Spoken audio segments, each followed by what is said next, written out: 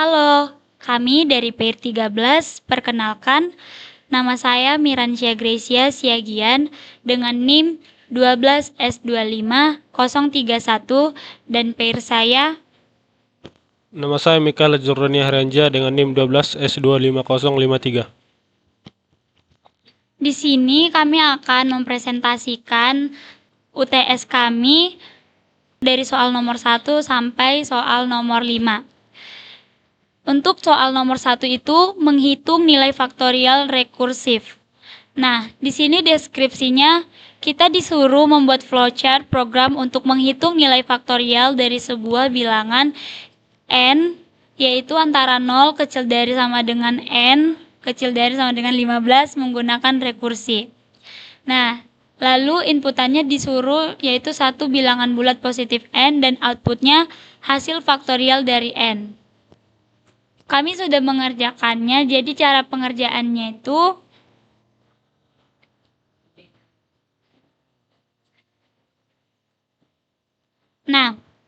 di program ini terdiri dari dua bagian, yaitu flowchart main sama flowchart faktorial.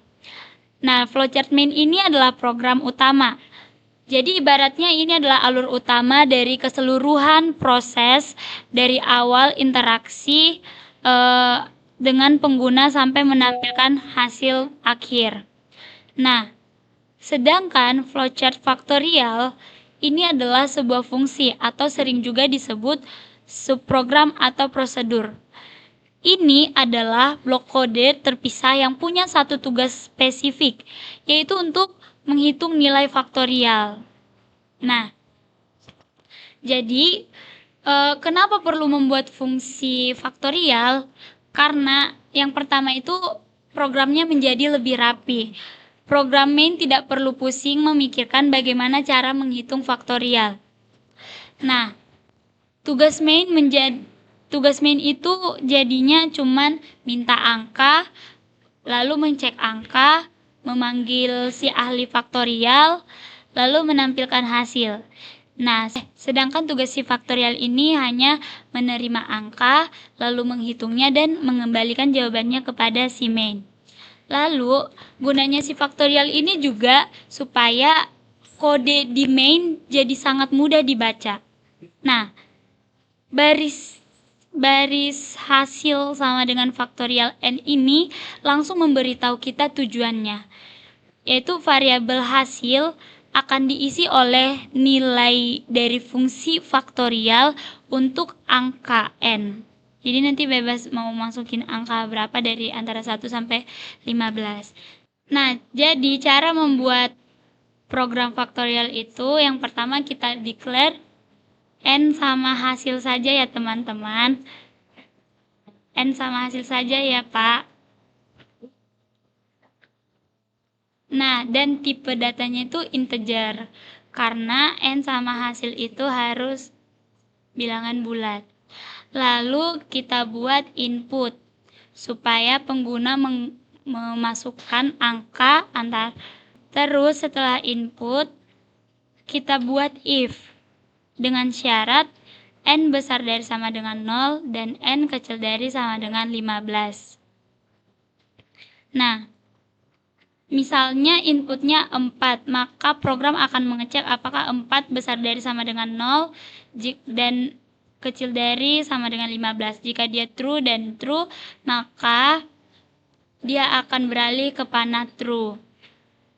Nah, di sini hasil sama dengan faktorial n, berarti hasil sama dengan faktorial si 4 tadi, kalau semisal contohnya 4.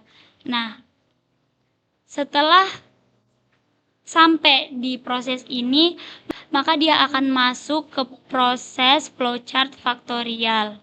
Nah, di faktorial ini ada integer n, lalu ada declare hasil dengan tipe data integer. Lalu ada if n sama dengan 0 or n sama dengan 1. Nah, jadi di bagian faktorial ini si n tadi akan diperiksa apakah dia memenuhi syarat if. Jika dia memenuhi syarat if, dia akan beralih ke true, lalu sign-nya hasil sama dengan 1. Tapi kalau dia false, hasilnya itu akan sama dengan si N dikali faktorial dalam kurung N dikurang 1. Nah, setelah diproses di sini, akan menghasilkan angka, dan angkanya itu akan dikembalikan ke main. Dan dimasukkan ke kotak ini. Nah, setelah itu lanjut ke panai ini dan outputnya menghasilkan angka yang sudah diberikan oleh faktorial tadi. Untuk membuktikan apakah program kami ini sudah benar, kita akan mengerannya. Sabar.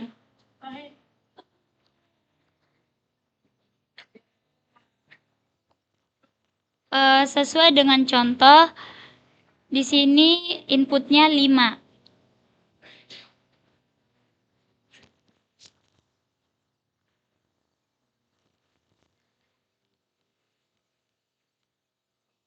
Dan outputnya adalah 120.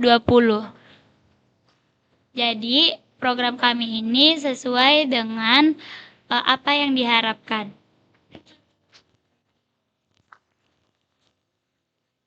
Berikutnya saya akan menjelaskan yang nomor 2. Di sini soalnya yaitu jumlah derek Fibonacci. Deskripsinya yaitu buat flowchart yang menghitung jumlah dari n bilangan pertama derek Fibonacci. Gunakan perulangan for. Inputnya n atau bisa disebut juga jumlah bilangan Fibonacci, dan outputnya adalah jumlah seluruh deret hingga n. Sini kami sudah membuat flowchartnya. Nah, di sini kami pertama membuat declare integer B1 atau bilangan pertama, bilangan kedua, batas, hasil, sum, dan i. Semuanya ini dalam bentuk bilangan bulat karena dideklarasikan dalam bentuk integer. Lalu kami di sini membuat input, meminta inputan dari user. Lalu jika user menginput data lebih kecil dari 0, maka program ini tidak akan berjalan karena Fibonacci itu selalu bilangan positif. Kami men-assignment hasil sama dengan 0, B1 sama dengan 1, B2 sama dengan 1.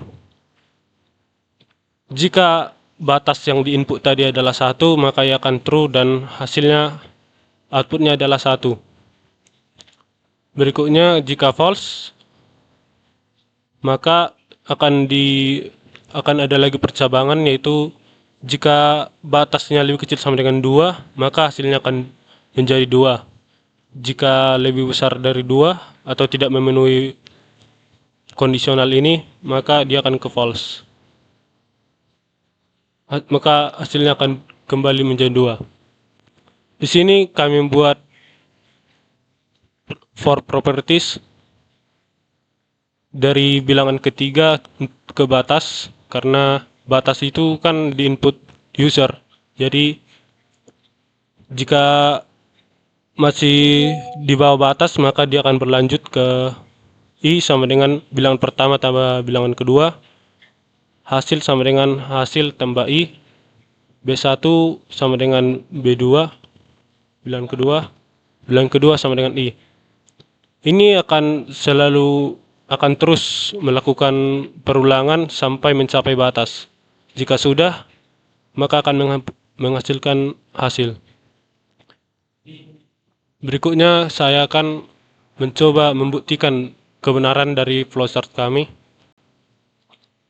dengan cara merankannya. Di sini dibuat input dari user itu ada 5. Nah, di sini sesuai, outputnya adalah 12.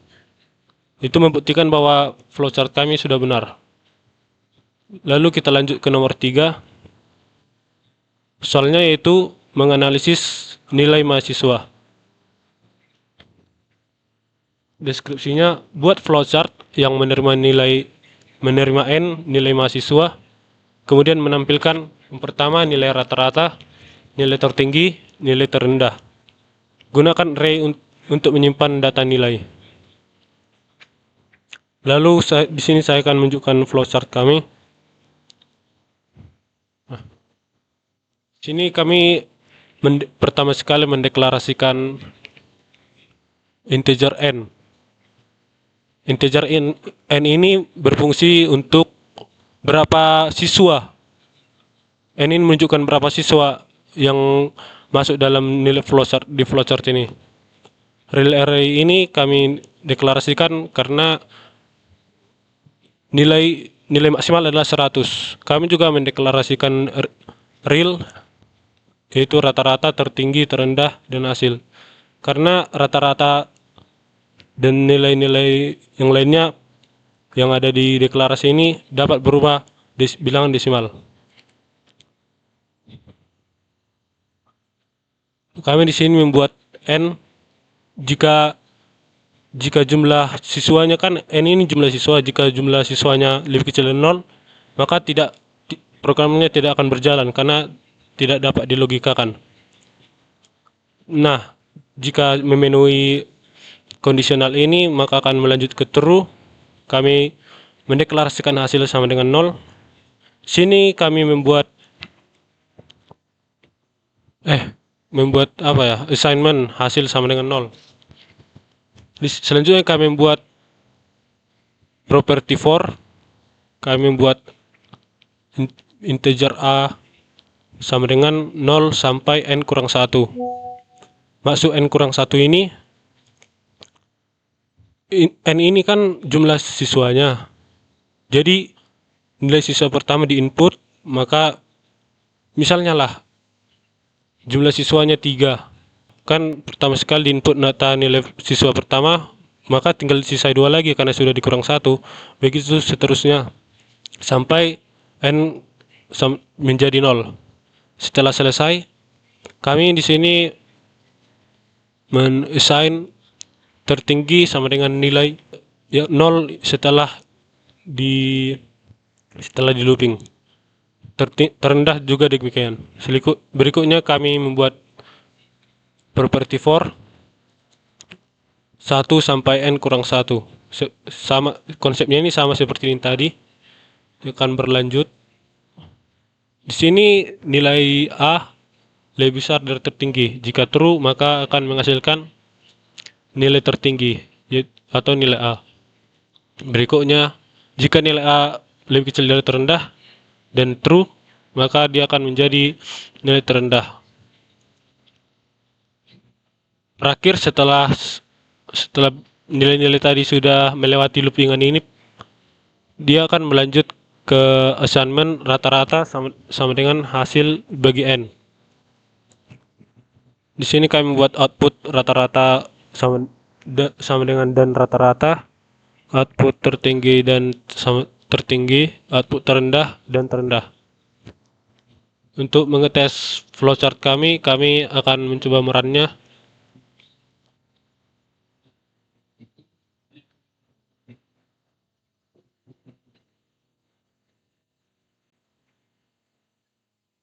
Sini pertama-tama masukkan jumlah mahasiswa. Berikutnya kami masukkan nilai 80, 75, 70, 90, dan 60.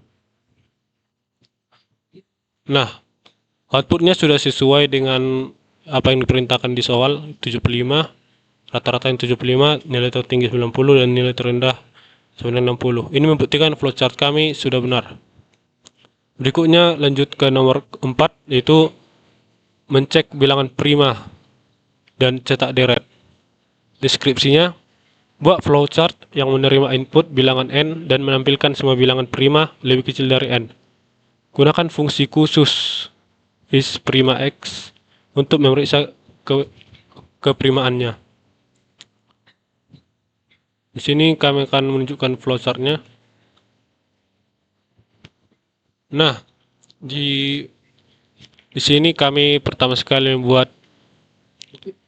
mendeklarasikan integer n, i, dan hasil. Berikutnya kami membuat input untuk meminta dari user datanya.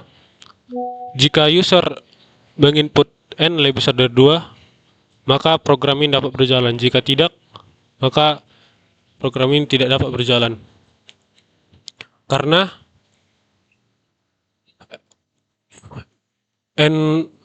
karena 2 adalah bilangan prima terkecil. Lalu jika setelah diinput, maka program akan melanjutkan ke for properties. Di for properties ini, i sama dengan 2 sampai ke n, atau bilangan yang diinput user tadi. Berikutnya, dia akan ke fungsi isPrima, kondisional isPrima. IsPrima ini merupakan fungsional, flowchart fungsional yang kami buat dari flowchart ini. Di sini kami buat isPrima integer x seperti di soal tadi. Kami buat mendeklarasikan boolean hasil dan integer i. Jika x-nya lebih kecil dari 2 maka hasilnya adalah false. Jika false maka akan berlanjut melakukan loopingan. Berikutnya, jika x lebih besar dari 2 atau sama dengan 2, maka akan true. Dia akan melanjutkan ke true. Maka berarti 2 ini sama dengan bilangan prima.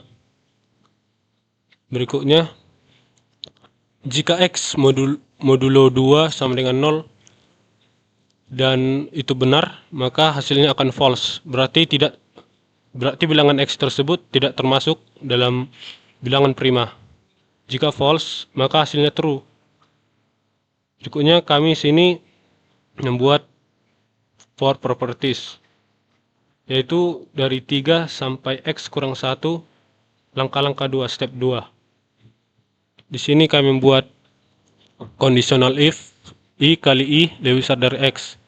Jika bernilai true maupun false, dia akan tetap berlanjut. X mod i sama dengan 0 bernilai benar, maka dia akan false, berarti bilangan tersebut tidak termasuk bilangan prima. Jika false, maka dia akan berhenti.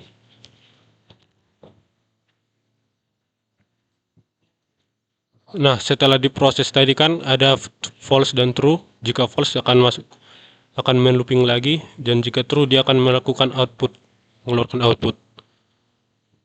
Untuk membuktikan bahwa flowchart kami benar atau tidak, kami akan mencoba merunnya.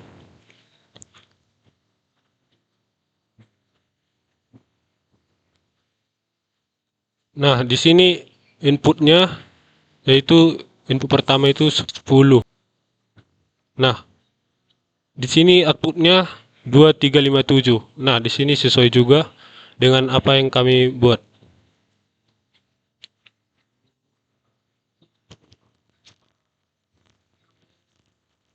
Dan soal yang terakhir itu simulasi kalkulator sederhana.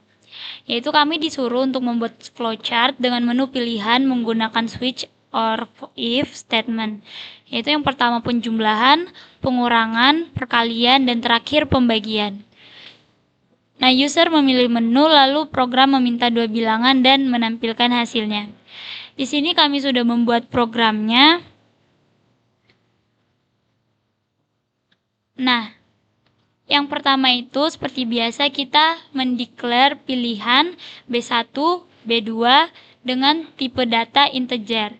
Karena pilihan B1 dan B2 ini harus bilangan bulat. Yang kedua, kita mendeklar hasil dengan tipe data real.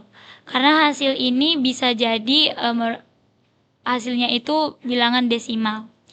Nah, di sini ini opsional bisa membuat output atau langsung ke input. Nah, Setelah mendeklar, kita inputlah pilihan B1, B2. Apa yang kita declare itu kita input satu-satu. Setelah input, kita lanjut ke if. Di sini itu ada 4 pilihan, yaitu dari pilihan 1 sampai pilihan 4. Nah, jika jika user memilih pilihan 1, maka dia true. Dan di pilihan 1 ini angka yang dimasukkan akan melakukan proses penjumlahan. Jadi hasilnya itu sama dengan B1 tambah B2. Tetapi jika user tidak memilih pilihan 1, maka dia akan ke false. Nah, dia akan bercabang lagi. Dan if pilihan sama dengan 2, jika user memilih 2 itu, maka proses ini akan melakukan proses pengurangan, yaitu hasil sama dengan B1 dikurang B2. Tapi jika false, maka akan dicek lagi, yaitu misalnya pilihannya sama dengan 3, dia akan memberikan hasil sama dengan B1 dikali B2, artinya prosesnya akan dua bilangannya akan melakukan proses perkalian. Tapi jika salah lagi, maka yang terakhir adalah pilihan keempat. Nah, jika dia true, hasil sama dengan B1 dibagi B2. Itu artinya program ini melakukan proses pembagian. Tetapi jika user memasukkan pilihan yang tidak sesuai dari angka 1 sampai 4, maka dia akan beralih ke false dan program ini tidak akan berjalan. Nah, setelah semua ini kita lakukan, maka kita buktikan apakah program ini sudah sesuai, yaitu dengan mengerunnya.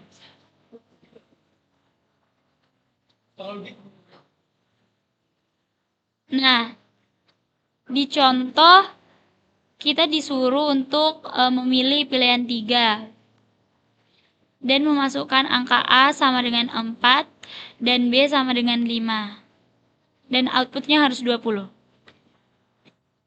Nah, outputnya sudah sesuai dengan yang diharapkan. Berarti program kami sudah benar dan dapat dijalankan. Kami mengalami kesulitan dalam membuat function seperti ini, Pak. Oke. Jadi, sekian hasil presentasi UTS kami PAIR 13. Terima kasih.